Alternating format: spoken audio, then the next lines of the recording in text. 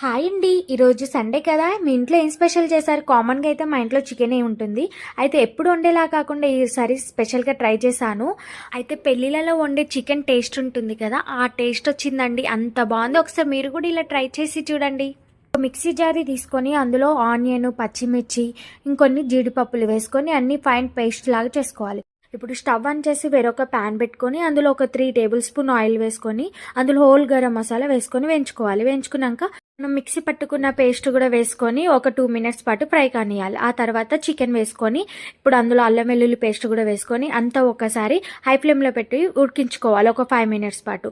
After 5 minutes తర్వాత ఇప్పుడు ఉప్పు, కారం, పసుపు, గరం మసాలా, ఎవరెస్ట్ మసాలా కూడా వేసుకొని అంతా ఒకసారి కలుపుకొని ఇప్పుడు వాటర్ వేసుకొని అంతా ఒకసారి ఒక 5 మినిట్స్ పాటు ఉడికించుకున్నాక కొత్తిమీర చల్లుకోవడం, అంతేనండి. వీడియో లాస్ట్ వరకు చూసారు కదా, ఒక లైక్ చేయండి, అలాగే సబ్స్క్రైబ్ కూడా చేసుకోండి. Until then bye.